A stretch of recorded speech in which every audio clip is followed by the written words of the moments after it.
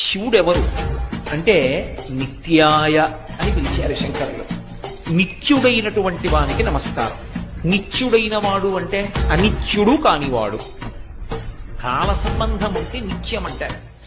శరీరములు ఉంటాయి లోకంలో, అనేక శరీరాలు.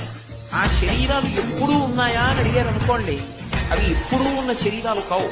కాలమునందు ఒకప్పుడు ఉండి ఒకప్పుడు లేకుండా పోయేటటువంటిది ఏది ఉంటుందో అది అనిత్యము. అనిత్యమైనటువంటి వస్తువు అన్ని వేళలా ఉంటుంది అని చెప్పడం సంభవం కాదు.